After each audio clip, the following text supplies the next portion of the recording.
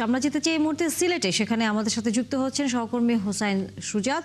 তিনিও জানাবেন সেখানকার মনোনয়নপত্র জমা দেওয়ার খবরাখবর।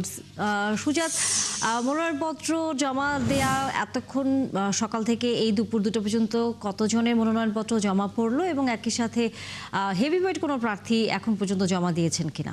দেখুন তানিয়া, সকাল 10টা থেকে কিন্তু সিলেটের এই যিনি রিটার্নিং কর্মকর্তা আছেন জেলা প্রশাসক, সেখানে কিন্তু আসলে মনোনয়ন জমা দেওয়া শুরু করেছেন বিভিন্ন দলের প্রার্থীরা। তো এই মুহূর্তে আসলে সিলেটের যারা হেভিওয়েট প্রার্থী আছেন প্রায় সবাই জমা দিয়ে দিয়েছেন। বিশেষ করে সিলেট 4 আসনের যিনি বিএনপির প্রার্থী, সিলেট সিটির সাবেক মেয়র আরিফুল হক চৌধুরী, তিনি মনোনয়নপত্র জমা দিয়েছেন। পাশাপাশি সিলেট 2 আসনের নিখোঁজ বিএনপি নেতা এম ইলিয়াস আলীর সহধর্মিণী তাহসিনা রুশদিন লুনা, তিনিও কিন্তু মনোনয়ন জমা দিয়েছেন। এবং সিলেট 3 আসনের যিনি বিএনপির প্রার্থী, যুক্তরাজ্য বিএনপির সাবেক সভাপতি এম এ মালেক, তিনিও কিন্তু মনোনয়নপত্র ইতিমধ্যে জমা দিয়েছেন। তবে উপজেলাতে 2 জন প্রার্থী জমা দিবেন।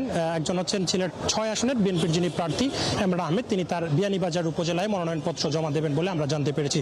তো এই মুহূর্তে আসলে আঞ্চলিক যে নির্বাচন কর্মকর্তা যিনি রয়েছেন, রিটার্নিং কর্মকর্তার কার্যালয়, সেখানে কিন্তু আসলে এই মুহূর্তে কেউ মনোনয়ন দিচ্ছে না, যার কারণে নেতা কর্মীরা বা অনেকেই মনোনয়নপত্র কিভাবে জমা দিচ্ছেন সেটা দেখতে আসেন। বাইরের পরিস্থিতি আপনারা দেখতে পাচ্ছেন।